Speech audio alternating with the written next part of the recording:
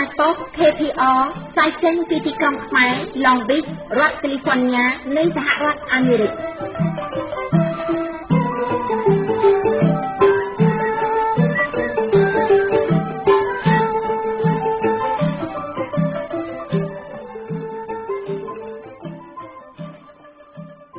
ពីរាជធានីភ្នំពេញមានខ្ញុំសេងរស្មីរួមជាមួយសហការីផ្សាយសម្លេងនៃវិទ្យុខ្មែរប៉ុស្តិ៍សូមគោរពជំរាបសួរលោកស្រីអ្នកនាងកញ្ញាទាំងអស់ជាទីមេត្រីថ្ងៃនេះជាថ្ងៃ600ខែអាសត់ឆ្នាំមមីឆស័កពុទ្ធសករាជ2558ត្រូវនឹងថ្ងៃអង្គារទី14ខែតុលាគ្រិស្តសករាជ2014ចាប្រិយមិត្តអ្នកស្ដាប់វិទ្យុខ្មែរប៉ុស្តិ៍ទាំងក្នុងនិងក្រៅប្រទេសជាទីមេត្រីសម្រាប់កម្មវិធីផ្សាយរបស់វិទ្យុខ្មែរប៉ុស្តិ៍ប្រចាំថ្ងៃអង្គារទី14ខែតុលានេះវិទ្យុខ្មែរប៉ុស្តិ៍សូមជូនព័ត៌មានទាក់ទងទៅនឹងរដ្ឋមន្ត្រីក្រសួងការងារសន្យាដោះស្រាយបញ្ចប់កង្វល់កម្មករកម្មការិនីនៅរោងចក្រហ៊ុនជៀនពលរដ្ឋឲ្យរងគ្រោះបញ្ហាដីធ្លីនៅរាជធានីភ្នំពេញដាក់រូបថតអ្នកស្រីសុយសុផាន់ដែលចោទថាបានខ្វាត់កិច្ចសន្យាបទវិភាគជំវិញប្រធានបទស្ដីអំពីកម្ពុជាត្រូវលើកស្ទួយវិស័យអប់រំជាចាំបាច់ដើម្បីអភិវឌ្ឍប្រកបដោយនិរន្តរភាពកំណត់ក្រមចំណងជើងថាការសេពគប់មិត្តចាហើយនៅចុងក្រោយនៃកម្មវិធីផ្សាយលោកអ្នកនាងនឹងបានតាមដានស្ដាប់នៅកិច្ចសម្ភាសន៍សំណួរដេញដោលជំវិញស្ថានភាពនៃសារព័ត៌មាននៅកម្ពុជា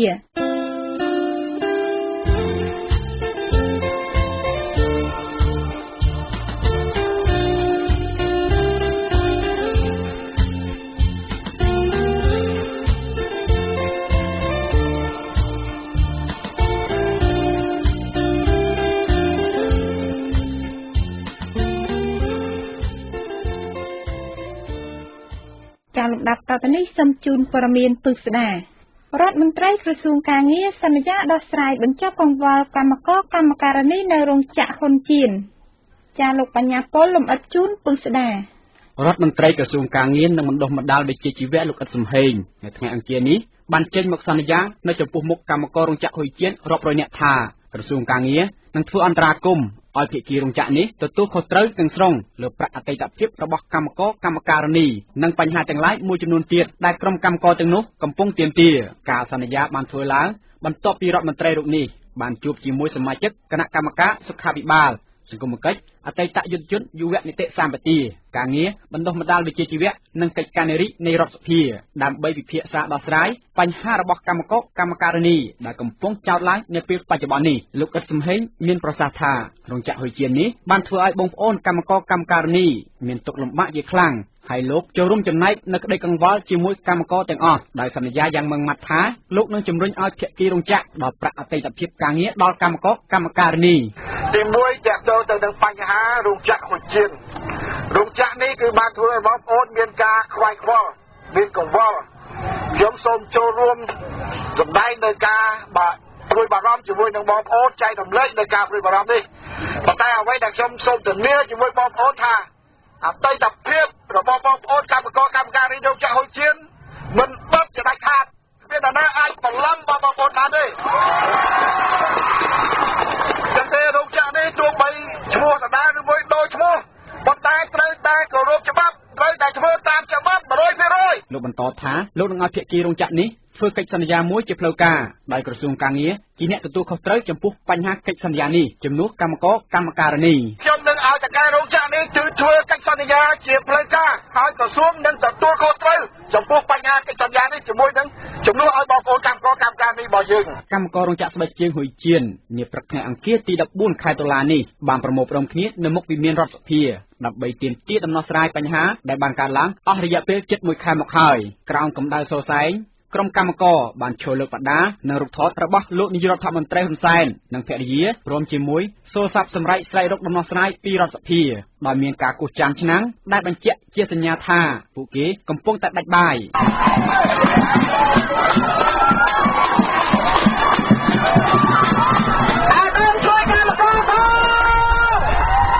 ពាក់ព័ន្ធនឹងការដំឡើងប្រាក់ឈ្នួលអបបរមារបស់កម្មករសម្រាប់ឆ្នាំ2015លោកអ៊ិតសំហេងឲ្យដឹងថាក្រសួងនឹងប្រឹងប្រែងធ្វើកិច្ចការនេះហើយលោកអំពាវនាវឲ្យកម្មករទាំងអស់ទុកចិត្តលើរដ្ឋាភិបាលនិងរដ្ឋសភាលោកថា មុននឹងឲ្យមានការចរចានៅអំឡុងខែវិច្ឆិកាខាងមុខនេះក្រសួងនឹងរៀបចំជំនួបត្រីភាគីជាបន្តបន្ទាប់រវាងតំណាងសហជីពនិងនយោជកដោយឲ្យមានតំណាង9រូបមកពីគ្រប់ភាគីជុំវិញការសន្យានេះប្រធានសម្ព័ន្ធសហជីពជាតិលោកហ្វាស្លីបានឲ្យដឹងថាលោកមានការជឿជាក់យ៉ាងមុតមមព្រោះកន្លងមកកម្មករមិនដែលបានទទួលការសន្យាពីរដ្ឋមន្ត្រីនិងរដ្ឋសភាបែបនេះទេតែដែលឡៃលោកថាថ្ងៃនេះកម្មករទទួលបានការសន្យាដោយផ្ទាល់លោកបន្តថាប្រសាសន៍របស់រដ្ឋមន្ត្រីនៅពេលនេះគឺវាមានតម្លៃសម្រាប់កម្មករទូទាំងប្រទេសហើយក្នុងនាមជារដ្ឋមន្ត្រីទំនងជាលោកមិននិយាយលេងសើចនោះទេព្រោះខ្ញុំជឿជាក់ 100% ពីព្រោះប្រសាសន៍របស់គាត់វាមានតម្លៃសម្រាប់កម្មករទូទាំងប្រទេសតែម្ដងពីព្រោះគាត់ជារដ្ឋមន្ត្រីក្រសួងការងារនិងបណ្ដុំបណ្ដាលវិជ្ជាជីវៈអញ្ចឹងលោកអត់អាចនិយាយលេងសើចបានទេហើយយើងជឿជាក់ថាលោកនឹងខិតខំជំរុញឲ្យបានពួកកម្មករយើងចូលធ្វើការវិញហើយការដំឡើងប្រាក់ឈ្នួលនោះក៏យើងនឹងសង្ឃឹមថានឹងបានលទ្ធផលជីវិតជំនាញណាមួយសម្រាប់កម្មករដែរចំណែកក្រុមកម្មករបានធ្វើការស្រែកហូកញ្ជ្រៀវបន្ទាប់ពីបានឮការសន្យាពីរដ្ឋមន្ត្រីក្រសួងការងារលោកអ៊ិតសំហេងថានឹងដោះស្រាយជូនដល់ពួកគេបើទោះជាមានការសន្យាបែបនេះក្តីក្រុមអ្នកខ្លំមើលនៅមិនទាន់មានការទុកចិត្តនៅឡើយទេដោយកន្លងមកធ្លាប់មានការសន្យាស្រដៀងគ្នានេះជាច្រើនលើករួចមកហើយតែមិនត្រូវបានគេអនុវត្តខ្ញុំបញ្ញាពលវិទ្យុខ្មែរប៉ុស្តិ៍ KPR ធ្វើសេចក្តីរាយការណ៍ពីរាជធានីភ្នំពេញ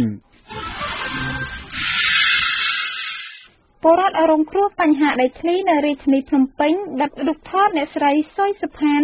ដោយចោទថាបានក្បត់កិច្ចសន្យាចាលោកពេជ្រសវណ្ណរាយការណ៍ជូនជុំវិញព័ត៌មាននេះពលរដ្ឋដែលមានទម្លាប់ដីធ្លីដ៏រ៉ាំរ៉ៃដោះស្រាយមិនចេញមកពីសហគមន៍បូរីកាឡានៅព្រឹកថ្ងៃទី14ខែតុលាឆ្នាំ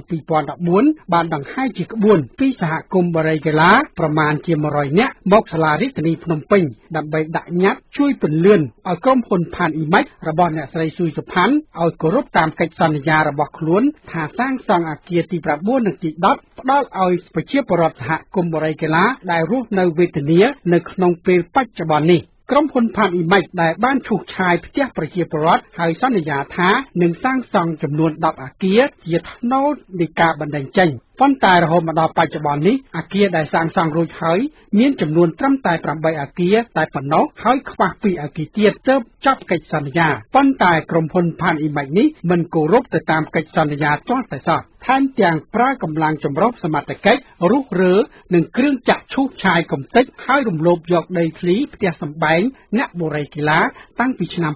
2012កន្លងទៅធ្វើឲ្យប្រជាពលរដ្ឋរងគ្រោះគ្មានផ្ទះសម្បែងចេញមកតវ៉ាជាច្រើនលើកមកហើយពុំមានដំណោះស្រាយទាល់តែសោះព្រោះថាបច្ចុប្បន្ននេះជារដូវវស្សាមានដក់ទឹកស្អុយពីសម្រាមក៏ដូចភ្នំគ្មានអាណាទទួលខុសត្រូវបណ្ដាលឲ្យមូសខ្លានិងកើតជំងឺផ្សេងជាពិសេសទៅលើកុមារតូចហើយមានបញ្ហាប្រឈមជាច្រើនទៀតផងដែរប្រជាពលរដ្ឋដែលទាមទារភាគច្រើនជាស្ត្រីវ័យចំណាស់និងកុមារតូចនៅក្នុងចំណោមនោះក៏មានអ្នកស្រីឆែផាន់បានលើកឡើងទាំងក្តីអស់សង្ឃឹមចំពោះអាជ្ញាធរក្រុងភ្នំពេញនិងក្រុមហ៊ុនផានអ៊ីម៉ាច់ចេះតែពន្យាពេលនេះឬពេលនោះមិនចេះចាប់មិនចេះហើយអ្នកស្រីបានបន្តទៀតថាវាហាក់ដូចជាគ្មានជំនឿទាល់តែសោះនៅក្នុងការដោះស្រាយរបស់សាលារាជធានីភ្នំពេញនៅពេលដែលពួកគាត់កំពុងតែយកញត្តិមកដាក់នៅពេលនេះជាពលរដ្ឋគូដល់ថ្ងៃហើយដោះស្រាយគូដល់ថ្ងៃដែរថ្ងៃទៅចឹងទៅគូបរិយាកាសរបស់ខ្ញុំដែលថាជួបម្នាក់ណាទេកំពុងទៅតាមម្នាក់ខ្ញុំមិនបានដល់ក៏ខ្ញុំមានការជឿជាក់ដែរមិនដោះស្រាយដែរអញ្ចឹងគេខាងនេះដល់គ្រប់គាត់ស្រាក្រុងពេញណាថាស្អីបានណានិយាយរូបគាត់មកដាក់ចឹងបាទនេះអត់ខ្វល់យើងដល់ប្រាក់អ្នកលោកដីដាក់មកប្រាក់មិនធ្វើអាគារទី4ទី10ហ្នឹងអញ្ចឹងលោកចាពិបាកណាគួរអើយតើផ្ទះខ្ញុំពិបាកតិចទីអស់ចឹងអត់មានអីនៅទេតែហើយអត់មានដំណោះស្រាយទេពូចឹងថាលោកដីញ៉ៃទៅហើយសំទៅចឹងថារំចាំតែ3ខែទេឆ្លើយឡើងហើយឥឡូវឡើង6ឆ្នាំហើយពូនិយាយពីគុំខិនសម្រាប់នេះស្អុយមកគេបោះសម្រាប់មកបាក់ដូរនឹងទៀតហើយតើនិយាយអត់បានទេហើយខ្ញុំទៅប្រាប់ក្រុមហ៊ុនយកដីផ្ទះបាក់ហ្នឹងថតរូបទៅដាក់ទៅបើគេខាងនឹងធ្វើមើលខ្ញុំកំពុងទៅបាច់មកខ្ញុំក្រោមគេមិនទៀតតែប្រាប់ទៅឲ្យកូនខ្ញុំជឿចូលពេកតិចនេះបងតិចដាក់កូនតិចជូនខ្ញុំវាអុយពេកអុយទៅទៅមកបានទេតែនឹងរត់ទៅណាខ្ញុំប្រងចាក់លើអាគារនេះគេឡើងហើយនេះអាគារចាស់ខ្លាចគេចាក់តោមកខ្ញុំនៅអត់ស្តាមទៀតចាយើងទៅនៅផ្ទះរំចាំចឹងហើយបាទខ្ញុំអត់ហ៊ានទៅនោះខ្ញុំជើងនៅអាផ្ទះបាក់ហ្នឹង ពីថ្ងៃមកតាយកពេលចាក់ចាំពីយកមកក្រោកខ្ញុំបានកូនដេកតទៅទៀតណាពុះជឿទៅមើលទៅខ្ញុំនៅក្បាលអាគារទី3 A B C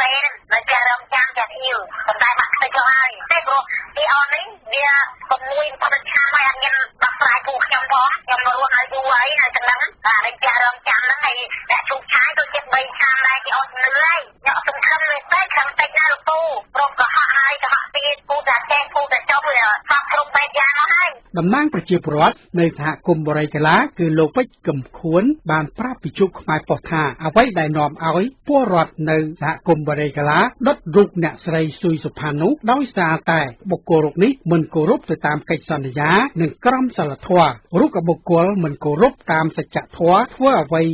គ្មានការពិតក្បត់នឹងកិច្ចសន្យារបស់ប្រជាពលរដ្ឋមនុស្សរបៀបនេះប្រជាពលរដ្ឋមិនត្រូវការទេហើយមនុស្សរបៀបនេះត្រូវតែធ្វើឲ្យមនុស្សនឹងដឹងខ្លួនឡើងចាក់រលឹកឡើងថាថាអ្វីដែលខ្លួនធ្វើខុសហើយកែមកធ្វើត្រូវវិញនៅគោលបំណងរបស់ប្រជាពលរដ្ឋយើងណារយៈកាលវា2ខែកាលពីថ្ងៃ12នេះខ្ញុំកន្លងផុតហើយវាអត់ទាន់បានចំណាត់ផលអីទាំងអស់មិនទាន់បានទៅប្រព័ន្ធមានឬក៏បានដំណោះស្រាយមិនអាចចាក់លាក់មុនគឺវាអត់មានពីថ្ងៃ12កាលពីខែកន្លងមកហើយពីខែ12រហូតដល់ខែ12ខែហ្នឹងវា2ខែពុតឥឡូវថ្ងៃនេះខែ14ទៅ2ខែ2ថ្ងៃមកហើយតែលទ្ធផលវាអាចវិជ្ជមានវាអត់បានលទ្ធផលអីទាំងអស់ហើយដំណឹងឲ្យជួយប្រជាពលរដ្ឋយើងក៏មានមិនឲ្យព័ត៌មាននេះមកដល់ច្រើនប្រជាពលរដ្ឋយើងក៏មានការធ្វើការតវ៉ាទាមទារទៅសាលាក្រុងដាក់គោលការណ៍បញ្ជាឲ្យសាលាក្រុងដោះស្រាយដូចខ្ញុំជម្រាបទៅទី1ឲ្យក្រុមហ៊ុនខាងឯមិនអតីតស្ថានត្រូវតាមពីអាគារបន្ថែមគ្រប់តាមរបៀបតាមកិច្ចសន្យាទី2បើមិនតាមពីអាគារទេត្រូវប្រព័ន្ធដី 4,200 ម៉ែត្រការ៉េនឹងឲ្យប្រជាពលរដ្ឋទីមិនបើមិនប្រព័ន្ធដីនឹងឲ្យទេត្រូវតែដោះស្រាយប្រជាពលរដ្ឋជាកញ្ចប់តែខាតឲ្យបានស្មើគ្នាតែឡើយមិននេះអ្នកទទួលញាក់របស់យើងដំណើរគណៈកម្មការរបស់សាលានីតិនេះគេបានសម្ញ្ញាថាគេនឹងរៀបចំដោះស្រាយឲ្យនឹងទៅវេទិកាម្ដងទៀតវាបច្ចុប្បន្នសម័យនេះប្រជាពលរដ្ឋយើងត្រូវតែបាច់ពោះស្លាប់ហើយខ្វះខាតស្បៀងអាហារមានជំងឺដង្កាត់ជាច្រើនមានជំងឺអ្នកដេកពេទ្យដូចជាដល់50កណ្ដាលបណ្ដាញទៅដេកពេទ្យកូនតែ2នាក់តែឈឹងដេកពេទ្យបណ្ដាញដេកពេទ្យមួយទៅកូនដេកពេទ្យសមាជិកទៅមួយទៀតឈឺនៅផ្ទះទៅបណ្ដាញបង្កើតទៅដេកពេទ្យក្រុងមកទៅហើយប្រជាជនគេក៏មកភាគច្រើនសិតតែជំងឺគេចាំផ្លូវដង្ហើមប៉ះពាល់ដល់ផ្លូវដង្ហើមនឹងសួតទៅបច្ចុប្បន្នពួកយើងរត់នៅសំណល់សម្រាប់ខែព្រៀងខែក្រោយចេះវាមានបញ្ហាជាបន្តតែឆ្លៃធ្វើឲ្យពួកយើងទ្រាំរស់នៅមិនបានដល់ទៀតពួកយើងទាំងអស់គ្នាខំប្រឹងចោលទៀមទាបានដោះស្រាយឲ្យលឿនបំផុតហើយក៏យើងដាក់រំងាស់តាមតាមចរានេះនេះបន្លឺនៃការដោះស្រាយជាបន្តអ្នកគ្រប់គ្រងបច្ចេកទេសឃ្លាំមើលការរំលោភសិទ្ធិមនុស្សលីកាដូលោកអំសំអាតបានមានប្រសាសន៍ថាវាមានភាពស្មុគស្មាញណាស់ចំពោះការដោះស្រាយដីធ្លីព្រោះថារឿងនេះវាពាក់ព័ន្ធទៅអ្នកមានអំណាចនិងអ្នកមានលុយដូចនេះហើយប្រជាពលរដ្ឋត្រូវតែការទទួលសន្យាមិនពិតប្រាកដនោះទេពីអាជ្ញាធរក៏ដូចជាក្រុមហ៊ុនផានអ៊ីម៉ិចអញ្ចឹងដោយសារតែបញ្ហាតំណងវារ៉ាំរ៉ៃដែលធ្វើឲ្យប្រជាពលរដ្ឋកាន់តែលំបាកទៅកាន់តែចុកកាប់និងវេទនាទៅហើយបានជាគាត់សម្រាប់ធ្វើការតវ៉ារហូតដល់មានការដុតរូបតំណាងរូបជាតំណាងនៃក្រុមហ៊ុនផានអ៊ីម៉ិចដើម្បីឲ្យមានភាពយុត្តិធម៌យ៉ាងក៏មានដំណោះស្រាយសម្រាប់ពួកគាត់ទៅនេះយើងចង់បង្ហាញថាប្រជាពលរដ្ឋគាត់ព្រមដល់កម្រិតមួយដែលថាព្រមលែងបានហើយបានគាត់សម្រេចចិត្តទៅថាបិទរូបតំណាងផ្សេងៗដើម្បីធ្វើឲ្យមានការ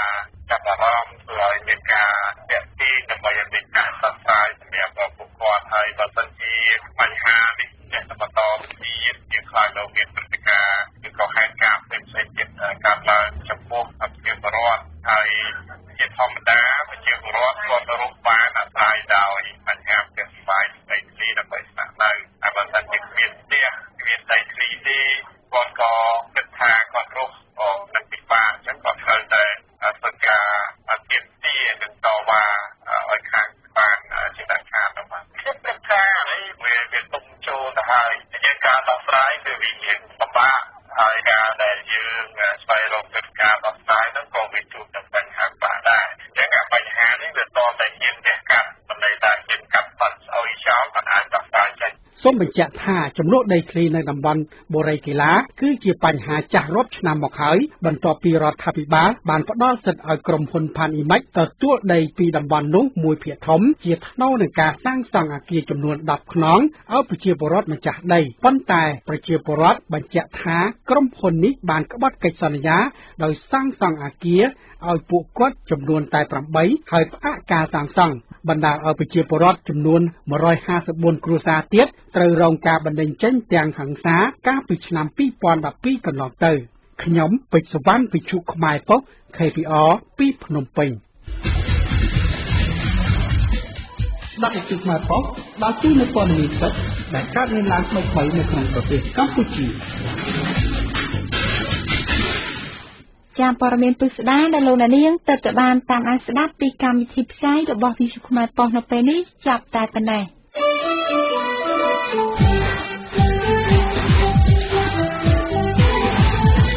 លោកអ្នកកុំភ្លេចស្ដាប់វិទ្យុខ្មែរប៉ុស្តិ៍តាមទីក្រុងបិទរដ្ឋកាលីហ្វ័រញ៉ាសហរដ្ឋអាមេរិក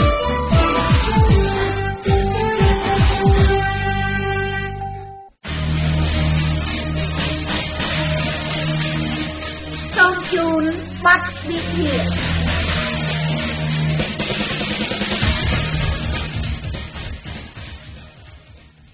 ចាលោកអ្នកនាងស្ដាប់ជាទីមេត្រីលោកអ្នកនាងទៅបានតាមដានស្ដាប់នៅព័ត៌មានពិស្ដាចាដែលជាបន្តសូមអញ្ជើញលោកអ្នកនាងងាកមកតាមដានស្ដាប់នៅបទវិភាគរបស់លោកសវណ្ណរដ្ឋីជំវិញប្រធានបទស្ដីអំពីកម្ពុជាត្រូវលើកស្ទួយវិស័យអប់រំជាចាំបាច់ដើម្បីការអភិវឌ្ឍប្រកបដោយនិរន្តរភាពថាតើបទវិភាគខាងលើមានខ្លឹមសារយ៉ាងណានោះដូច្នេះសូមអញ្ជើញលោកអ្នកនាងមកតាមដានស្ដាប់លោកសវណ្ណរដ្ឋីជម្រាបជូនពិស្ដាដូចតទៅទិវាគ្រូបង្រៀនត្រូវបានប្រទេសជាច្រើនលើលោកប្រារព្ធធ្វើឡើងជារៀងរាល់ឆ្នាំដើម្បីរំលឹកពីគុណូបការៈនិងលើកកម្ពស់តម្លៃរបស់គ្រូបង្រៀនដែលត្រូវបានគេទទួលស្គាល់ជាទូទៅថាជាវិស្វករដួងព្រលឹងជាអ្នកផ្ដល់ចំណេះជាអ្នកមានគុណជាមាតាបិតាទី2របស់សិស្សនៅប្រទេសមួយចំនួនលើពិភពលោកការគោរពទិវាគ្រូបង្រៀនត្រូវបានប្រារព្ធទៅតាមរូបភាពផ្សេងៗគ្នាប្រទេសខ្លះសរសើរនៅសិស្សជួបជុំគ្នាសម្ដែងការគោរពនិងជូនរបស់ប្រើប្រាស់ដល់លោកគ្រូអ្នកគ្រូរបស់ពួកគេឯប្រទេសដែលកាន់ព្រះពុទ្ធសាសនាខ្លះទៀតទិវាគ្រូបង្រៀនត្រូវបានរៀបចំឡើងដើម្បីសំពះដឹងគុណគ្រូបង្រៀននៅតាមសាលានីមួយៗដោយឡែកនៅកម្ពុជាវិញក្នុងឱកាសទិវាគ្រូបង្រៀនពិភពលោកសិស្សានុសិស្សនិងរដ្ឋាភិបាលមិនបានលើកទឹកចិត្តដោយបណ្ដាប្រទេសខាងលើនោះទេពោលគឺក្នុងថ្ងៃដ៏សំខាន់ដែលពិភពលោកផ្ដល់តម្លៃរំលឹកគុណដល់គ្រូបង្រៀននេះគ្រូបង្រៀននៅកម្ពុជារាប់រយនាក់បានចុះផ្លូវដើរហែកក្បួនដាក់ញត្តិទៅកាន់ស្ថាប័នរដ្ឋដើម្បីទាមទារដំឡើងប្រាក់ខែទៅវិញក្នុងថ្ងៃរំលឹកគុណគ្រូនេះគ្រូបង្រៀននៅកម្ពុជាក៏ត្រូវប្រឈមមុខពីកងកម្លាំងមានសមត្ថកិច្ចរាប់រយនាក់ផងដែរនេះជាវប្បធម៌នៃការស្វាគមន៍ថ្ងៃទិវាគ្រូបង្រៀនពិភពលោកជារៀងរាល់ឆ្នាំនៅកម្ពុជាបច្ចុប្បន្ននេះតម្លៃរបស់គ្រូបង្រៀនកំពុងតែធ្លាក់ចុះយ៉ាងគំហុកនៅក្នុងបរិបទសង្គមដែលមានភាពច្របូកច្របល់ដោយរដ្ឋមិនសូវបានផ្ដល់តម្លៃលើវិស័យអប់រំជាអាទិភាពមានសំណួរជាច្រើនចោទសួរថាតើហេតុអ្វីបានជាដូច្នេះចម្លើយសាមញ្ញបំផុតដែលត្រូវបានគេតែងតែមើលឃើញនិងបានស្ដាប់ឮជារឿយៗគឺបញ្ហាជីវភាពគ្រូបង្រៀនរស់មិនបានសមរម្យម្ល៉េះហើយគ្រូបង្រៀនត្រូវលក់ក្រដាសសំណៅឯកសារលក់នំកំពេចកំប៉ុកនៅក្នុងថ្នាក់រៀននិងមួយចំនួនទៀតត្រូវសម្រេចចិត្តប្រព្រឹត្តអំពើពុករលួយតាមលទ្ធភាពដែលអាចធ្វើទៅបានជីវភាពខ្សត់ខ្សោយរបស់គ្រូបង្រៀនដែលឈានដល់ប្រព្រឹត្តអំពើមិនសមរម្យនេះវាបានធ្វើឲ្យប៉ះពាល់ជាវិជ្ជមានទៅលើគុណតម្លៃរបស់ពួកគេប្រាក់បៀវត្សដ៏តិចតួចនិងភាពខ្សត់ខ្សោយរបស់គ្រូបង្រៀនវាធ្វើឲ្យគ្រូភាគច្រើនបាត់បង់នូវភាពថ្លៃថ្នូរឈានដល់ការបាត់បង់កិត្តិយសឈានដល់ការបាត់បង់សេចក្តីគោរពពីសំណាក់សិស្សរបស់ខ្លួនកន្លងមកនៅកម្ពុជាមុខរបរគ្រូបង្រៀនគឺជាជម្រើសទី1ដែលមនុស្សខ្មែរទន្ទឹងចង់បានហើយមុខរបរនេះជាទីកោតស្ញប់ស្ញែងរបស់មនុស្សទូទៅនៅពេលនោះតម្លៃរបស់គ្រូបង្រៀនក៏បានខ្ពស់ត្រដែតទៅតាមនោះដែរងាកមកបច្ចុប្បន្ននេះវិញមុខរបរគ្រូបង្រៀនបានក្លាយជាជម្រើសបន្ទាប់បន្សំឬជាជម្រើសចុងក្រោយបំផុតសម្រាប់អ្នកស្វែងរកការងារធ្វើនៅកម្ពុជាបញ្ហាជីវភាពមិនមែនជាកត្តាតែមួយគត់ទេដែលធ្វើឲ្យតម្លៃរបស់គ្រូបង្រៀនធ្លាក់ចុះនោះទេពោលគឺវាជាដើមចមដែលធ្វើឲ្យមានការលេចឡើងនៅមេឃធាតុផ្សេងៗទៀតបច្ច័យផ្សេងទៀតរួមមានសិលធម៌សង្គមស្រុតចុះដោយសារការអប់រំនៅមានកម្រិតសិលធម៌វិជ្ជាជីវៈរបស់គ្រូបង្រៀនត្រូវបានស្រុតចុះជាបណ្ដាដោយគ្រូបង្រៀនមួយចំនួនប្រើប្រាស់ពាក្យសម្ដីនិងកាយវិការដែលមិនស័ក្តិសម និងមិនគួរឲ្យសិស្សយកគំរូតាមឯសិលធម៌របស់សិស្សក៏ត្រូវបានធ្លាក់ចុះយ៉ាងធ្ងន់ធ្ងរដែរពោលគឺសិស្សមិនស្ដាប់បង្គាប់គ្រូនិងខ្លះទៀតហ៊ានរហូតដល់ទៅជេរប្រមាថគ្រូថែមទៀតផងបច្ចុប្បន្នគេមិនអាចបដិសេធការទទួលស្គាល់ពីគុណតម្លៃនៃអាជីពជាគ្រូបង្រៀនទេគឺនៅតែមានក្នុងសង្គមខ្មែរតែការទទួលស្គាល់ត្រូវបានធ្លាក់ចុះយ៉ាងគំហុកនាពេលប៉ុន្មានទសវត្សរ៍ចុងក្រោយនេះពោលគឺមនុស្សខ្មែរមិនដែលឲ្យតម្លៃនិងលើកតម្កើងគ្រូបង្រៀនដូចមុនទៀតឡើយជាក់ស្ដែងនៅពេលកូនទទួលបានលទ្ធផលល្អក្នុងការសិក្សាមាតាបិតាខ្មែរមួយចំនួនច្រើនភ្លេចគិតពីគុណូបការៈរបស់គ្រូដែលចំណាយកម្លាំងកាយចិត្តបង្ហាត់បង្រៀនកូនរបស់ខ្លួនដែលគិតតែម្យ៉ាងថាលទ្ធផលល្អនៃការសិក្សារបស់កូនគឺមកពីជាតិកំណើតឬវង្សត្រកូលរបស់ពួកគេផ្ទាល់ជាការពិតជាតិកំណើតឬពូជពង្សវង្សត្រកូលរបស់គ្រួសារគឺជាកត្តាមួយប៉ុន្តែបើគ្មានគ្រូបង្រៀនដែលជាអ្នកបង្ហាត់ចំណេះជំនាញនិងជួយបង្ហាញផ្លូវទៅនោះសិស្សពិតជាពិបាកទទួលបានលទ្ធផលល្អក្នុងការសិក្សាណាស់នៅកម្ពុជាការធ្លាក់ចុះនៃតម្លៃរបស់គ្រូបង្រៀនបានទាញវិស័យអប់រំឲ្យធ្លាក់ចុះជាមួយដែរការធ្លាក់ចុះនៅវិស័យគ្រឹះមូលដ្ឋានរបស់មនុស្សជាតិនេះវាបានធ្វើឲ្យកម្ពុជាមិនអាចដើរទៅមុខបានលឿនលើគ្រប់វិស័យដូច្នេះដើម្បីឲ្យកម្ពុជាអាចអភិវឌ្ឍទៅមុខឲ្យស្មើមុខស្មើមាត់នៅលើឆាកអន្តរជាតិនិងដើម្បីឲ្យកម្ពុជាដើរទៅមុខលើគ្រប់វិស័យប្រកបដោយនិរន្តរភាពកម្ពុជាត្រូវលើកកម្ពស់គ្រូបង្រៀនជាចាំបាច់ពោលគឺរដ្ឋាភិបាលកម្ពុជាត្រូវគិតគូរនិងយកវិស័យអប់រំជាបញ្ហាអាទិភាពដោយរដ្ឋត្រូវជំរុញវិស័យនេះឲ្យដើរមុនគេក្នុងការអភិវឌ្ឍប្រទេសក្នុងការជំរុញរដ្ឋាភិបាលត្រូវដំឡើងប្រាក់ខែដល់គ្រូបង្រៀនឲ្យបានសមរម្យត្រូវលើកទឹកចិត្តតាមវិធីផ្សេងៗក្រសួងអប់រំយុវជននិងកីឡាត្រូវពង្រឹងប្រព័ន្ធអប់រំចាប់ពីថ្នាក់បឋមដល់ថ្នាក់ឧត្តមមិនត្រូវពង្រឹងត្រឹមថ្នាក់មធ្យមសិក្សាទុតិយភូមិនោះទេ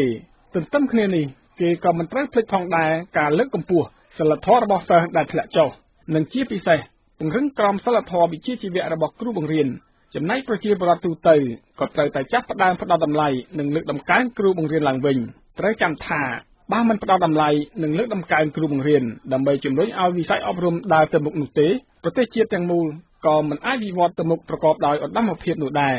កុំភ្លេចថាប្រទេសដែលរីកចម្រើនលើโลกគឺសុទ្ធតែជាប្រទេសដែលសម្បូរទៅដោយធនធានមនុស្សដែលមានគុណភាពពោលគឺសម្បូរដោយមនុស្សឆ្លងកាត់ការអប់រំខ្ពស់និងមានជំនាញច្បាស់លាស់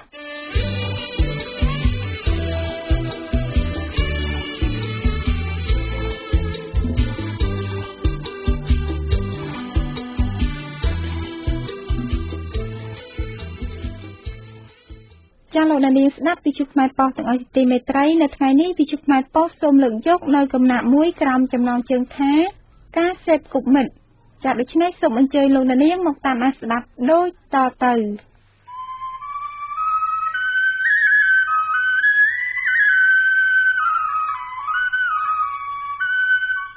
បុគ្គលពុំគូសេពគប់មិត្ត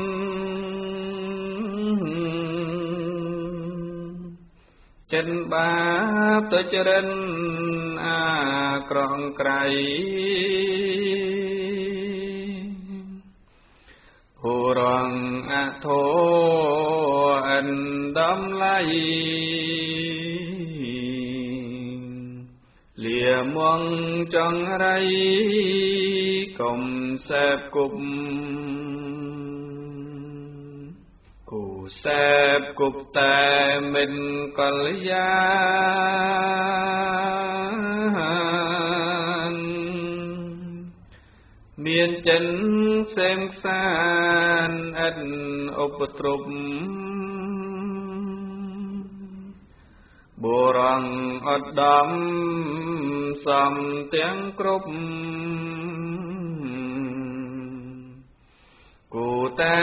សេពគុំកុំបោះបង់ពី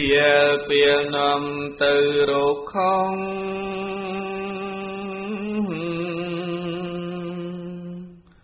គប់ប្រាជាប្រងកាន់ពេញអង្គឬស្រីដែលមានចិនផ្ចិនផ្ចង់ស្លូតត្រង់ណាំត្រង់មងរកត្រូវ រីកាសេពគប់នឹងតែងឆ្លងទួងអិនបំណងឲ្យខុសផ្លូវក៏តែងដណ្ដោយតាមគ្នាទៅ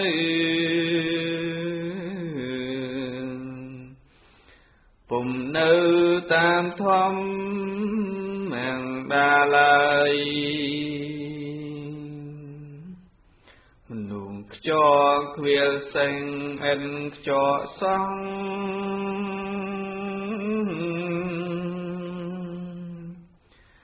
សេះបងចំហៀនតាមរឿយដោយវាហតា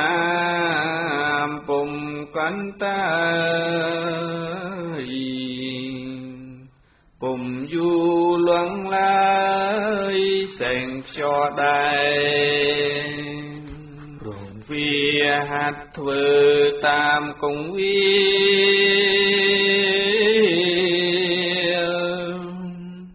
ដាលរៀលឲ្យចិន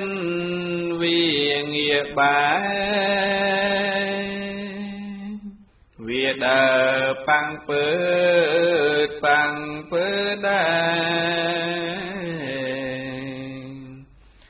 ព្រោះតែយល់ថាគេបង្ហាត់ទងបីជាតិឈើជាតិលក្ខតា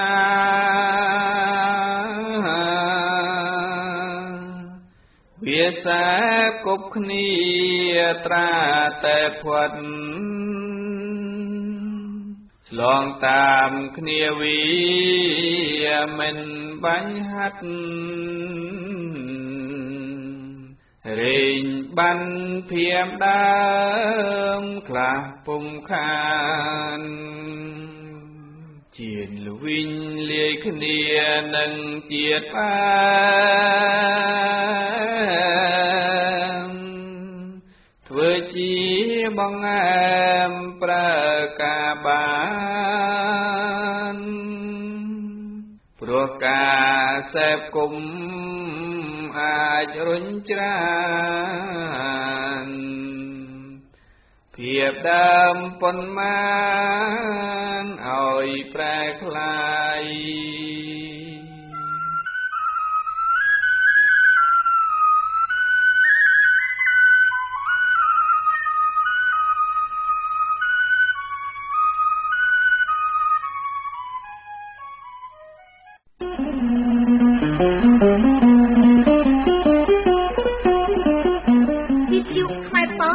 សូមជូនកិច្ចសម្ភារ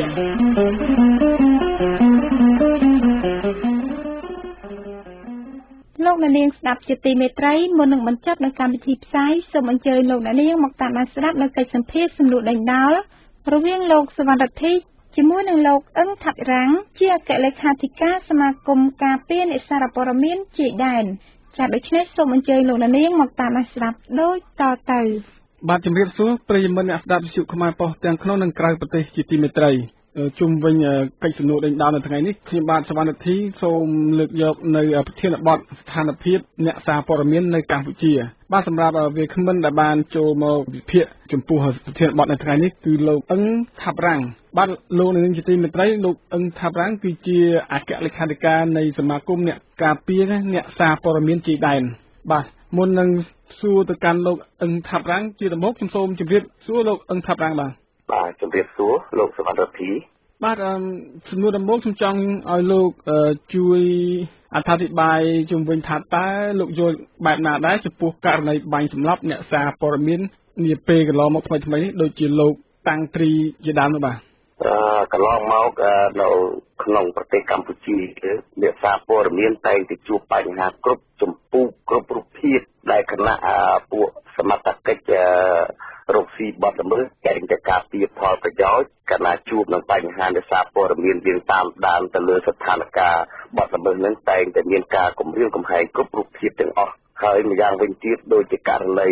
កើតនៅថ្ងៃទី2នៅស្រុកសួរខេត្តកញ្ចេះដែលទៅលើភ្នាក់ងារអ្នកសារព័ត៌មាននៅក្នុងសមាគមអ្នកកាសែតកតាយយើងគឺជួបនឹងបទហេតុដ៏គួររន្ធត់ហើយត្រូវបានកងកម្លាំងសមត្ថកិច្ចរបស់រាជរដ្ឋាភិបាលលោកមានមិនយល់អំពីអ្វីទៅដែលថាជាអ្នកសារព័ត៌មានលោកតែងតែយកអ្នកព័ត៌មាននឹងដើម្បីឈៀងសេនាដើម្បីធ្វើបាបអ្នកព័ត៌មាននៅក្នុងប្រទេសកម្ពុជាយើងណាបាទលោកពឹងថាប្រាំងចង់ជំរាបសួរលោកថាតើលោកអាចជំរាបបានទេថាមកដល់ពេលនេះក្រោយកិច្ចព្រមព្រៀងថ្ងៃទី23ខែតុលាឆ្នាំ1991ហ្នឹងតើអ្នកសារព័ត៌មានប៉ុន្មានអ្នកហើយដែលត្រូវបានឃាតករបាញ់សម្លាប់នោះបាទមកទល់នឹងពេលនេះតាំងពីថ្ងៃទី23តុលាដែលកិច្ចព្រមព្រៀងនៅទីក្រុងប៉ារីសនោះគឺអ្នកព័ត៌មានយើងតែងតែជួបប្រទះជារឿយៗហើយមកទល់នឹងពេលនេះគឺស្លាប់ចំនួន13នាក់ហើយដូចជាករណីដែលស្លាប់ដោយបំបិតមាត់អ្នកសារព័ត៌មានដូចជានៅខាងខេត្តកំពង់ឆ្នាំងជាដើមឬក៏ទូទាំងប្រទេសដែលអ្នកព័ត៌មានយើងមានការស្មុគស្មាញច្រើនដោយសារប្រទេសយើងថាជាប្រទេសប្រកាន់លទ្ធិប្រជាធិបតេយ្យក៏ប៉ុន្តែដោយសារការដែលប្រកាន់យករបបប្រជាធិបតេយ្យហ្នឹងដូចជាមិនពិតប្រកបនៅក្នុងថ្ងៃ23ទេដោយខាងរដ្ឋាភិបាលនៅតែមានការធ្វើអ្វីបិទបាំងសម្រាប់អ្នកសារព័ត៌មាននៅក្នុងប្រទេសកម្ពុជាយើងបាទមួយទៀតចង់សួរលោកថាអ្នកសារព័ត៌មានភាគច្រើនដែលត្រូវបានឃាតករបាញ់សម្លាប់ហ្នឹងភាគច្រើនជារឿងតាក់ទងទៅនឹងទំនាស់បុគ្គលឬក៏ជារឿង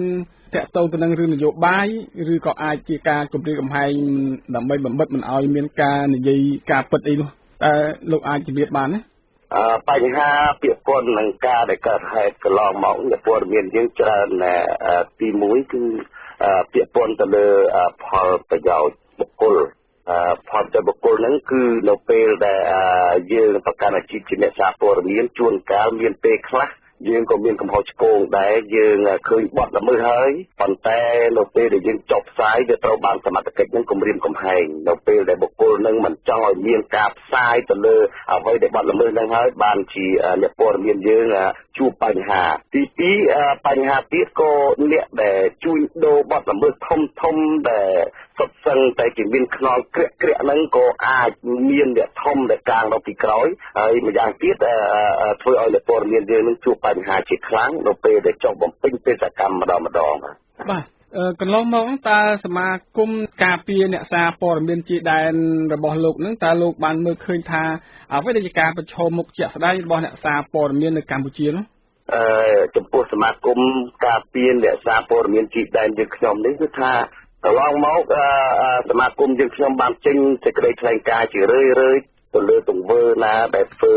បាបដល់អ្នកសារព័ត៌មាននៅក្នុងស្រុកប៉ុន្តែអ្វីដែលយើងចេញអំពីព័ត៌មានដើម្បីជូនដំណឹងទៅលើបញ្ហាអស់នោះហាក់ដូចជាយើងមើលទៅលើសមត្ថកិច្ចដែលអ្នកជួញដូរបទល្មើសហ្នឹងហាក់ដូចជាមិនយកចិត្តទុកដាក់ក្នុងអ្នកសារព័ត៌មានយើងទេដោយសារការដែលយើងធ្វើទៅជួនកាលវាប៉ះទៅលើបុគ្គលហើយបុគ្គលហ្នឹងវាអាចឡងមកលើអ្នកក្រុមអ្នកកាសែតទៅវិញណាក្រៅពីបញ្ហាដែលលោកលើកឡើងមិញតើមានបញ្ហាប្រឈមមុខជាក់ស្ដែងអ្វីផ្សេងទៀតទេចំពោះការប្រតិបត្តិក្នុងការបំពេញអាជីពជាអ្នកសារព័ត៌មានរបស់អ្នកកាសែតនៅកម្ពុជានោះសម្រាប់ការបំពេញអាជីពជាអ្នកកាសែតអ្នកសារព័ត៌មានយើងនេះសពថ្ងៃនៅក្នុងស្រុកនៅក្នុងប្រទេសកម្ពុជាយើងនេះជួបនឹងផលលំបាកជាច្រើនដោយសារអ្វីដែលយើងចាប់ផ្ដើមធ្វើការងារដើម្បីចង់បានព័ត៌មានពិតនឹងចុះផ្សាយពីបុគ្គលទាំងឡាយដែលបានប្រព្រឹត្តប្រឆាចពីអ្វីដែលបានលើកឡើងមិនអោយធ្វើគឺបុគ្គលនឹងច្រើនភាគច្រើនគឺសុទ្ធសឹងតែជាសមត្ថកិច្ចតែម្ដងហើយអញ្ចឹងគណៈព័ត៌មានយើងបានតាមដានអំពីបញ្ហារូបភាពផ្ដិតយករូបភាពដើម្បីចុះផ្សាយឬក៏យើងធ្វើអ្វីមួយគេតែងតែមានការគំរាមកំហែងអញ្ចឹងបញ្ហាអ្នកសារព័ត៌មាននៅក្នុងប្រទេសកម្ពុជាយើងតែងតែជួបប្រឈមនឹងបញ្ហាបែបនេះបាទជាប្រចាំប៉ុន្តែមន្ត្រីជាន់ខ្ពស់រដ្ឋាភិបាលហ្នឹងធ្លាប់បានលើកឡើងថាកម្ពុជាហ្នឹងគឺមានសិទ្ធិបញ្ចេញមតិហ្នឹងវាលើសពីច្បាប់ទៅទៀតបើនិយាយពីប្រព័ន្ធព័ត៌មានវិញយើងឃើញថាស្ថានីយ៍វិទ្យុនោះមានរាប់ សັບហើយទូរទស្សន៍កាសែតនិងទស្សនាបដីនោះបើសរុបទាំងអស់វាចូលដល់100បាត់ហើយហើយសម្រាប់ការលើកឡើងនេះហើយនឹងអ្វីដែលលោកលើកឡើងមិញហ្នឹងតើវាបានឆ្លុះបញ្ចាំងភាពពិតនៅត្រង់ណាដែរចំពោះបញ្ហាដែលរដ្ឋាភិបាលយើងដោតទៅលើបញ្ហាកាសែតជាច្រើនឬក៏ទស្សនាបដីជាច្រើនហ្នឹងគឺថាអ្វីដែលធ្វើបើសិនជាយើងធ្វើទៅក្រុមសិលធម៌វិជ្ជាជីវៈជាអ្នកសារព័ត៌មានវាមិនជាចោតបញ្ហាអីទេក៏ប៉ុន្តែជួនកាលយើងអាចធ្វើនៅអ្វីប្រឆាចពីអ្នកសារព័ត៌មានដែលយើងមិនគោរពក្រុមសិលធម៌ហ្នឹងវាអាចជាអត្តពលអាក្រក់ដល់បុគ្គលយើងតែម្ដងបញ្ហានោះបាទបើយើងប្រៀបធៀបអ្នកសារព័ត៌មានក្នុងស្រុកនិងអ្នកសារព័ត៌មាននៅក្នុងបណ្ដាប្រទេសដែលប្រកាន់យកលទ្ធិប្រជាធិបតេយ្យដោយកម្ពុជាតើមានភាពខុសគ្នាបែបណាដែរលោកចំពោះបញ្ហាព័ត៌មានក្នុងស្រុកយើងហើយនឹងដែលប្រទេសយើងប្រកាន់ជាតិធិបតេយ្យនិងព័ត៌មានអន្តរជាតិគឺខុសគ្នាឆ្ងាយដោយសារអីដោយសារពួកក្នុងស្រុកយើងនេះច្រើនតែធ្វើការងារឡើងគឺយើងចេញតែលក្ខណៈក្រោយគេណាក្រោយគេហើយចំណែកព័ត៌មានអន្តរខាងប្រទេសគេជឿនលឿននៅលើពិភពលោកដូចជាប្រទេសដែលប្រកាន់លទ្ធិប្រជាធិបតេយ្យអ្នកសារព័ត៌មានគេហ៊ានចុះផ្សាយគេហ៊ានមានតម្លាភាពច្បាស់លាស់គេហ៊ានទទួលខុសត្រូវពីអ្វីដែលគេធ្វើគឺគេហ៊ានធ្វើគ្រប់បែបយ៉ាងដើម្បីអ្នកព័ត៌មានគេគឺគេមានតម្លៃគ្រប់បែបយ៉ាងទាំងអស់នៅក្នុងពិភពលោកបាទចុះហេតុអ្វីបានជាអ្នកសារព័ត៌មាននៅក្នុងស្រុកហ្នឹងមិនហ៊ានធ្វើអ្វីដូចអ្នកសារព័ត៌មាននៅក្រៅប្រទេសដែលគេប្រកាន់យករបបលទ្ធិប្រជាធិបតេយ្យដូចគ្នានោះព្រោះមូលហេតុដោយសារប្រទេសយើងនេះមិនទាន់ប្រកាន់លទ្ធិប្រជាធិបតេយ្យពិតប្រាកដទេមិនទាន់ឲ្យតម្លៃរបៀបរបបអ្នកសារព័ត៌មានអាជីពដើម្បីធ្វើការចុះផ្សាយនៅឡើយទេនៅមានការគំរាមកំហែងនៅមានការបិទបាំងនៅអ្វីការពិតមួយចំនួនអញ្ចឹងហើយដែលធ្វើឲ្យអ្នកសារព័ត៌មាននឹងជួបនឹងបញ្ហាដូចជាលោកតាំងត្រីអញ្ចឹងដែលគាត់បំពេញបេសកកម្មនៅក្នុងការងារដែលគាត់បានចុះទៅផ្តិតរូបភាពត្រូវបានជនល្មើសត្រូវសម្លាប់គាត់អញ្ចឹងបាទជាការកត់សម្គាល់តើលោកបានមើលឃើញថារដ្ឋាភិបាលកម្ពុជានឹងបានលើកស្ទួយវិស័យសារព័ត៌មាននៅកម្ពុជានឹងបានដល់កម្រិតណាហើយមកដល់ពេលនេះបាទបើយើងនិយាយអំពីបញ្ហាព័ត៌មាននៅក្នុងប្រទេសកម្ពុជាយើងវិញគឺថារដ្ឋាភិបាលតែងតែលើកឡើងថាមានសិទ្ធិសេរីភាពគ្រប់គ្រាន់ក៏ប៉ុន្តែសម្រាប់យើងអ្នកសារព័ត៌មានដែលយើងមើលឃើញទស្សនវិជ្ជាច្បាស់គឺថាហាក់ដូចជាបានតែ 45% តែប៉ុណ្ណឹងហើយវាមិនទាន់តម្រូវការឲ្យគ្រប់ឲ្យបាន 100% នៅឡើយទេដោយសារអ្នកសារព័ត៌មានយើងតែមិនទាន់ហ៊ានចុះអ្វីដែលឲ្យពិតប្រាកដតែងតែមានដូចខ្ញុំលើកឡើងពីមុនអញ្ចឹងតែងតែមានការគំរាមកំហែងពីសមត្ថកិច្ចឬក៏មន្ត្រីរដ្ឋាភិបាលទៅវិញទេបាទក្នុងនាមលោកជាស្ថាប័នមួយដែលការពារអ្នកសារព័ត៌មានហ្នឹងបច្ចុប្បន្ននេះតើអាសាមានរឿងកើតឡើងចំពោះអ្នកសារព័ត៌មានទេចំពោះខ្ញុំដែលជាស្ថាប័នមួយដែលថាសមាគមការពារអ្នកសារព័ត៌មានជាដើមគឺថាភ្នាក់ងារខ្ញុំម្ដងនៅពេលដែលចុះធ្វើព័ត៌មានឬក៏បេសកកម្មទៅបណ្ដាខេត្តមួយតែងតែជួបបញ្ហាជារឿយពីសំណាក់ដែលការរំខានពីសំណាក់សមត្ថកិច្ចដែលមន្ត្រីក្រមរដ្ឋាភិបាលធ្វើបាទហើយនៅពេលដែលមន្ត្រីរដ្ឋាភិបាលនឹងបានធ្វើទុកបុកម្នេញទៅដល់អ្នកសារព័ត៌មានដែលជាសមាជិករបស់លោកតើលោកមានបានដាក់ជាពាក្យបណ្ដឹងដើម្បីស្វែងរកយុត្តិធម៌ជូនពួកគាត់ឬក៏យ៉ាងណាដែរបាទកន្លងមកគឺថាមានក្រុមសមាជិករបស់អ្នកសារព័ត៌មានទីដែនយើងគឺថាមានជួបបញ្ហាជាច្រើនហើយបានដាក់អន្តរាគមន៍ទៅខាងស្ថាប័នតុលាការប៉ុន្តែតុលាការហាក់ដូចជាគ្មានឯករាជ្យសម្រាប់នៅការនាំខ្លួនដែលជនល្មើសនឹងមកផ្ដន្ទាទោសនៅឡើយទេនៅកម្ពុជាដោយសារតុលាការគាត់នៅមានការមានគម្លាតពីខាងមន្ត្រីរដ្ឋាភិបាលបាទចុះលោកមានបានសុំអន្តរាគមន៍ពីក្រសួងព័ត៌មានដែលយើងចាត់ទុកថាជាម៉ែជាឪរបស់អ្នកសារព័ត៌មាននោះតែរឿងហ្នឹងលោកមានបានជម្រាបជូនទៅដល់ក្រសួងព័ត៌មានដើម្បីឲ្យជួយរកយុត្តិធម៌ជូនពួកគាត់ទេកន្លងមកគឺសមាគមយើងខ្ញុំហ្នឹងគឺថាបានកិច្ចអន្តរាគមន៍ទៅក្រសួងព័ត៌មានដែរប៉ុន្តែក្រសួងព័ត៌មានហ្នឹងគាត់ក៏មានមតិផ្ដាំផ្ញើមកថាឲ្យយើងដាក់ទៅតាមច្បាប់ទៅហើយម្យ៉ាងទៀតហើយឲ្យតាក់ទងទៅសមាគមទៅដើម្បីរកមេធាវីដើម្បីដាក់បន្ទុកទៅលើជនល្មើសនៅក្នុងស្ថាប័នតុលាការនៅកម្ពុជាយើងនេះបាទហ ហើយជាទូទៅមានការលើកឡើងថាឲ្យតែមានករណីបាញ់សម្រាប់អ្នកសារព័ត៌មានគឺតែងតែមានការចោទប្រកាន់តាមក្រោយមកវិញថាអ្នកកាសែតនោះមានជាប់ពាក់ព័ន្ធនឹងជនដៃដល់ជាដើមនៅក្នុងការរកស៊ីដូចគេហៅថាគេអាចនិយាយបានថាដូចថាពីលស៊ីពីលអញ្ចឹងទៅហើយដោយការលើកឡើងនេះវាហាក់បានបង្ហាញថាអ្នកសារព័ត៌មានគឺជាអ្នកខុសទៅវិញរឿងនេះលោកយល់បែបណាដែរចំពោះបញ្ហានេះបាទចំពោះបញ្ហាដែលគេចោទព័ត៌មាននេះជាលក្ខណៈដូចថាបញ្ហាពាក់ព័ន្ធនឹងផលប្រយោជន៍អានឹងគឺថាខ្ញុំសូមបដិសេធទាំងស្រុងទៅលើបញ្ហានេះដោយសារអ្នកព័ត៌មានយើងតែងតែស្វែងរកព័ត៌មានពិតដើម្បីឆ្លុះបញ្ចាំងពីសង្គមកុំឲ្យមានអ្នកដែលខូចប្រព្រឹត្តបទល្មើសអញ្ចឹងហើយដែលបញ្ហាហ្នឹងគេតែងតែដាក់បន្ទុកដល់អ្នកសារព័ត៌មានយើងគ្រប់រូបថាជាទង្វើមិនល្អក៏ប៉ុន្តែអ្នកព័ត៌មានយើងធ្វើអ្វីគឺគោរពទៅតាមក្រមវិជ្ជាជីវៈអ្នកសារព័ត៌មានបាទដើម្បីឲ្យអ្នកសារព័ត៌មានមានសិទ្ធិសេរីភាពក្នុងការបំពេញអាជីពរបស់ខ្លួននឹងប្រកបដោយភាពឯករាជ្យតើរដ្ឋាភិបាលគួរធ្វើអ្វីខ្លះដែរត្រង់ចំណុចនេះលោកលើកឡើងយ៉ាងម៉េចដែរបាទចំពោះបញ្ហាដើម្បីឲ្យអ្នកសារព័ត៌មានយើងដើម្បីប្រកាន់តួនាទីជាអាជីពហើយសូមសំណូមពរដល់រដ្ឋាភិបាលធ្វើយ៉ាងណាកុំឲ្យអ្នករបៀបរបបអ្នកសារព័ត៌មានយើងនេះអាជីពនេះគឺថាចុះថយដើម្បីធ្វើយ៉ាងណាឲ្យខាងមន្ត្រីរដ្ឋាភិបាលយកចិត្តទុកដាក់បំផុតសម្រាប់អ្នកសារព័ត៌មានក្នុងប្រទេសដើម្បីរកកំឃើញនៅជនទាំងឡាយណា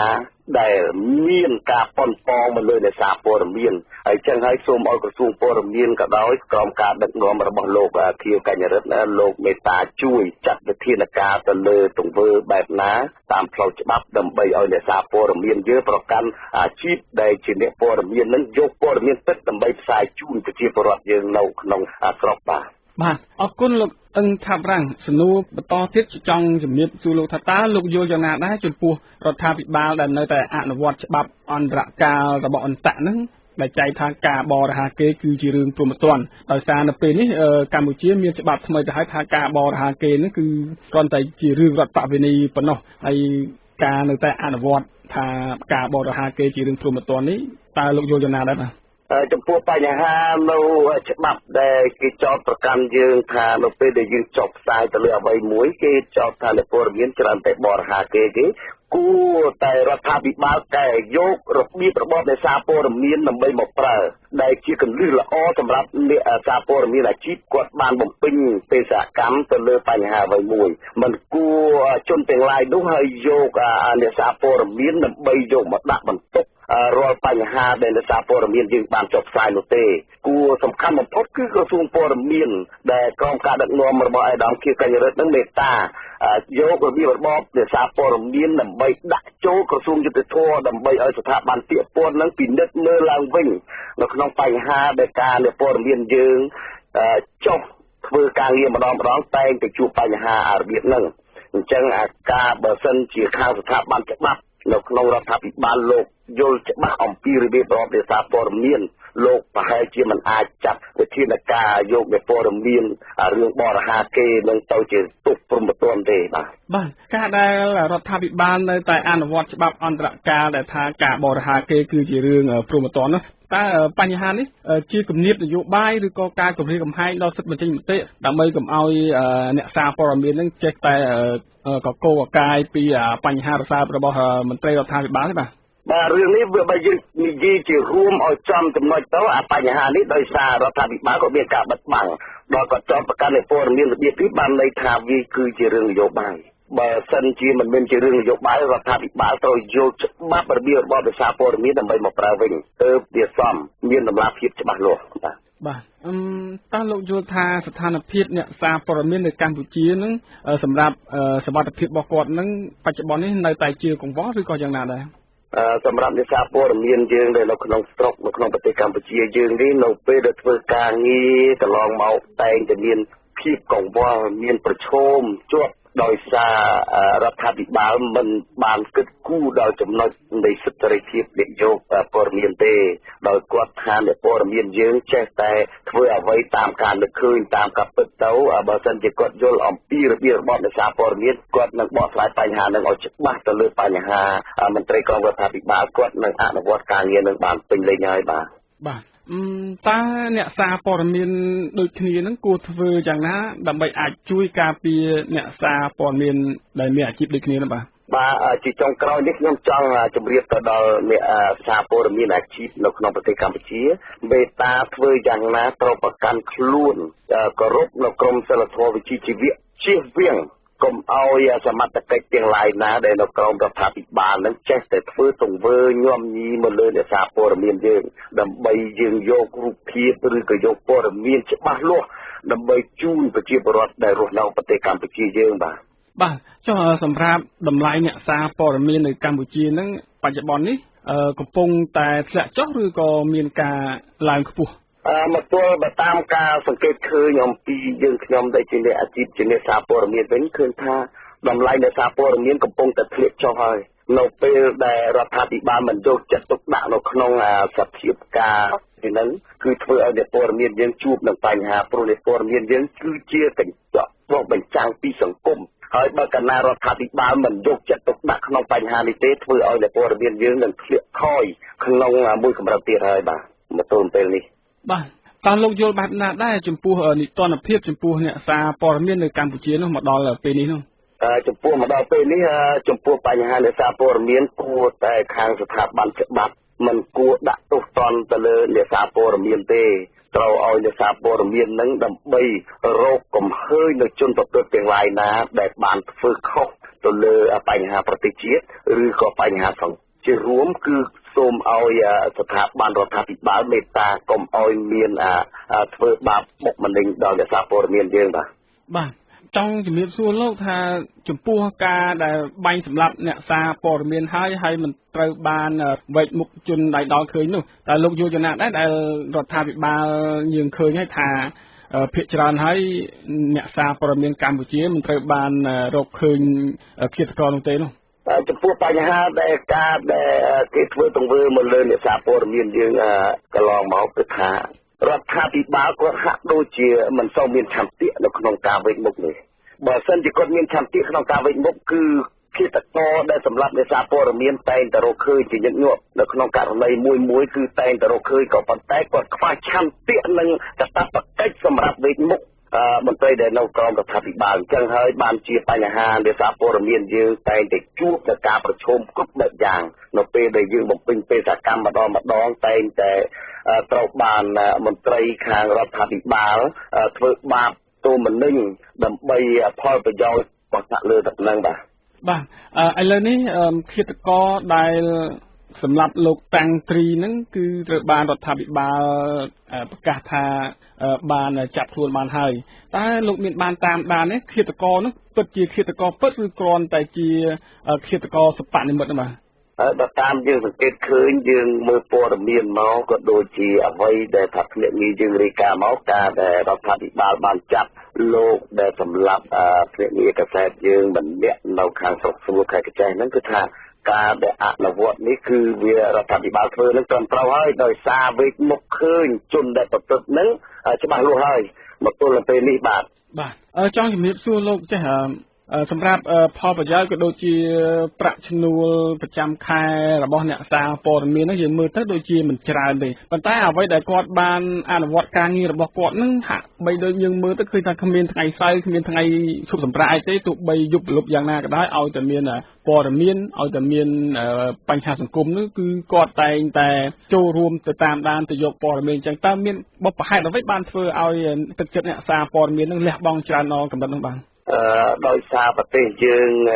ស្ថិតនៅក្នុងប្រជាធិបតេយ្យក៏ប៉ុន្តែប្រជាធិបតេយ្យមិនពិតប្រាកដគឺថាអ្នកសារព័ត៌មានយើងចង់ដឹងពីអ្វីដែលច្បាស់លាស់ទោះបីជាខ្លួនមិនបានប្រាក់កម្រៃយ៉ាងណាក្តីគឺចង់រកទស្សនវិជ្ជាជារួមជាក់ស្ដែងដើម្បីជូនមហាជនក៏ជូនប្រជាពលរដ្ឋយើងដែលនៅក្នុងប្រទេសដើម្បីឲ្យលោកបានដឹងពីអ្វីដែលអ្នកព័ត៌មានយើងខំប្រឹងប្រែងដើម្បីរកឃើញនៅអ្វីដែលច្បាស់លាស់ដើម្បីជូនប្រិយមិត្តនិងប្រជាពលរដ្ឋយើងនៅក្នុងប្រទេសបាទប៉ុន្តែអ្វីដែលលោកលើកឡើងថាដោយសារតែអ្នកសារព័ត៌មាននឹងចង់ រោគយុតិធម៌ជូនសង្គមអីចឹងហើយកន្លងមកនេះយើងបានមើលឃើញថាមន្ត្រីរដ្ឋាភិបាលនៅពេលណាដែលអ្នកសារព័ត៌មានលើកឡើងពីកង្វះខាតលើកឡើងពីភាពគ្មានឆន្ទៈក្នុងការដោះស្រាយបញ្ហាសង្គមជូនប្រជាពលរដ្ឋហ្នឹងយើងឃើញថាការប្រតិកម្មតបមកវិញហ្នឹងច្រើនតែមន្ត្រីថ្នាក់ដឹកនាំរដ្ឋាភិបាលជាន់ខ្ពស់ហ្នឹងតបមកវិញថាការលើកឡើងនេះគឺគ្រាន់តែជាអ្នកនាំពាក្យឲ្យគណៈបកប្រឆាំងអីប៉ុណ្ណឹងតើអ្វីដែលជាការរិះគន់ដើម្បីស្ថាបនាហ្នឹងបែរជាបានផលត្រឡប់មកវិញជាការចោទប្រកាន់នឹងវិញតែលោកមើលឃើញថាលោកយល់យ៉ាងណាដែរចំពោះការលើកឡើងនេះបាទចំពោះយើងអ្នកសារព័ត៌មានបើនិយាយជារួមទៅគឺថាយើងប្រកាន់មិនមានការនយោបាយទេគឺឯករាជ្យហើយចំពោះរដ្ឋាភិបាលចោទថាទៅជាអ្នកព័ត៌មាននឹងកាន់ម្ខាងដូចមិនមែនទេគឺថាព័ត៌មានគឺប្រៀបបានដូចជាអាជ្ញាកណ្ដាលគឺជាអ្នកស្ថាបនាគឺជាអ្នករិះគន់អ្វីដែលមន្ត្រីរដ្ឋាភិបាលធ្វើកោព័ត៌មានយើងតែងតែចុះផ្សាយទៅលើអ្វីហ្នឹងប៉ុន្តែការជាលេសមួយទេសម្រាប់មន្ត្រីរដ្ឋាភិបាលខាងព័ត៌មានហ្នឹងគឺប្រកាន់លើនេការតាមកាប់ទឹកអ្នកព័ត៌មានយើងតែងតែប្រកាន់អាជីពអព្យាក្រឹតមិនចូលខាងនិន្នាការនយោបាយណាទេបាទលោកអឹងថាប់រ៉ានៅចុងក្រោយនេះតើលោកមានអ្វីចង់លើកឡើងទេបាទជាចុងក្រោយនេះខ្ញុំសូមលើកឡើងពីបញ្ហាបងប្អូនដែលជាអ្នកសារព័ត៌មានអាជីពទូទាំងប្រទេសធ្វើយ៉ាងណាយើងប្រកបទៅដោយក្រមវិជ្ជាជីវៈជាអ្នកយកព័ត៌មានហើយកុំជឿពីលើបញ្ហាដែលគេញុះញង់អ្នកសារព័ត៌មានយើងឲ្យមានបញ្ហាយើងត្រូវធ្វើព័ត៌មានយ៉ាងណាឲ្យពិតប្រាកដទៅខ្លួនយើងថ្ងៃក្រោយទៅនឹងមានតម្លៃសម្រាប់ដូចបណ្ដាប្រទេសនៅលើពិភពលោកដែលជាអ្នកសារព័ត៌មានគេដែលគេអាជីពនៅលើពិភពលោកគេតែងតែឲ្យតម្លៃទៅលើអ្នកសារព័ត៌មានហើយនៅពេលដែលគេយកព័ត៌មានមួយមកគឺគេហ៊ានទទួលខុសត្រូវការពិតគេហ៊ានផ្សាយពីជំនឿអ្វីដែលពិតប្រាកដនៅក្នុងសង្គមនៅលើពិភពលោកយ៉ាងនេះបាទអស់លោកនាងជាទីមេត្រីលោកអ្នកទើបតែបានស្ដាប់សំណួរដេញដោលរបស់ខ្ញុំបាទសវណ្ណធីជាមួយនឹងលោកអឹងថាប់រាំងជាអគ្គលេខាធិការសមាគមអ្នកការពារកាសែតជាដែនបាទនៅចុងបញ្ចប់នេះខ្ញុំសូមថ្លែងអំណរគុណលោកអឹងថាប់រាំងដែលបានចំណាយពេលវេលាមកឆ្លើយឆ្លងជាមួយនឹងវិទ្យុខ្មែរប៉ុស្តិ៍សូមជម្រាបលាលោកអឹងថាប់រាំងបាទសូមជម្រាបលាសវណ្ណធីវិទ្យុខ្មែរប៉ុស្តិ៍បាទ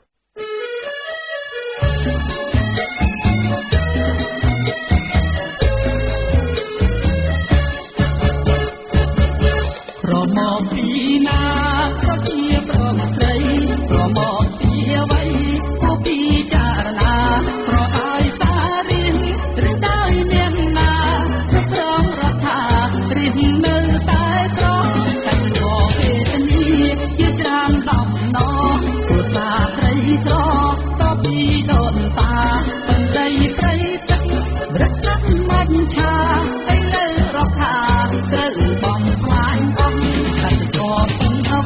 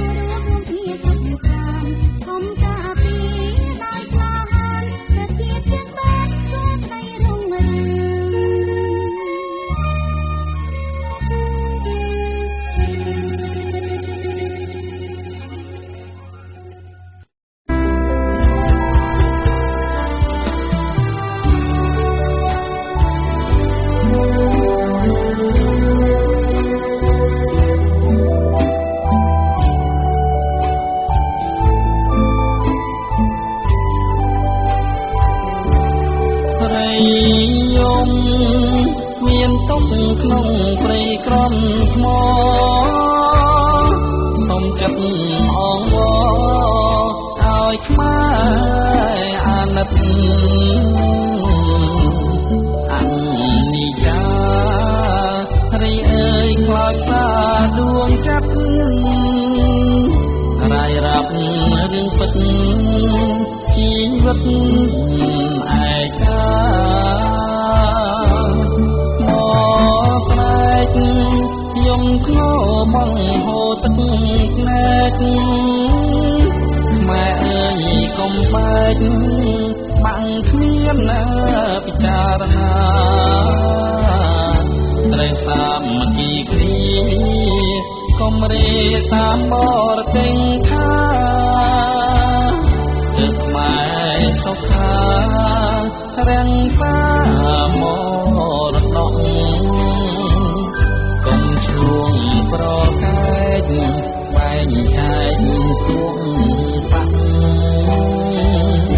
ចងពៀមិនអាក់យកប្រាក់ជាធំបើជាតិរលត់វប្បធម៌រងលំម៉ែជួបមកគ្រោះធំលាក់ជំនួនងន់ណាថ្ងៃនេះត្រីយំជុំវិញអង្គស្រែកសុំអងវម៉ែស្វាមកគីគ្លីអបឆ្លងប្រកែកឈំចងកាន់ពីគ្នាបំសាងកម្ពុជារុងរឿងតែឡើយ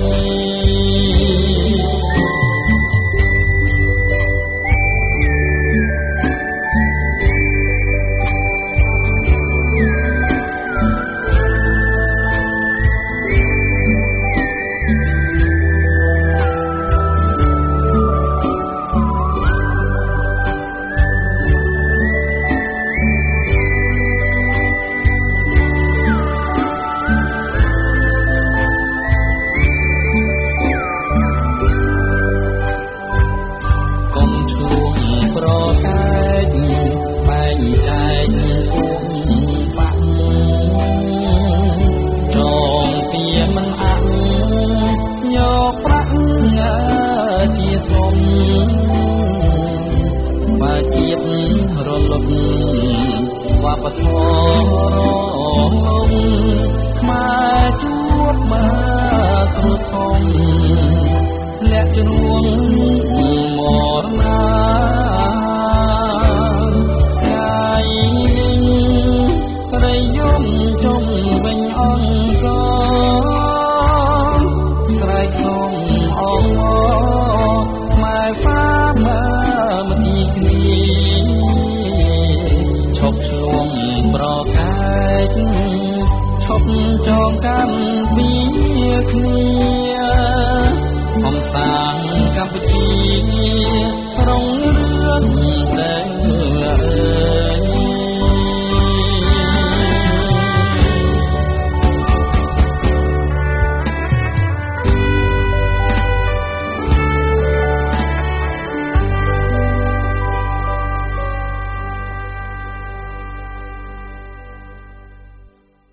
អស់លោកនាងកញ្ញាជាទីមេត្រីការផ្សាយរបស់វិទ្យុខ្មែរផងនៅពេលនេះចាប់ផ្ដើមកំណត់សូមលោកនាងកញ្ញាបានប្រកបដោយសេចក្តីសុខស្ដី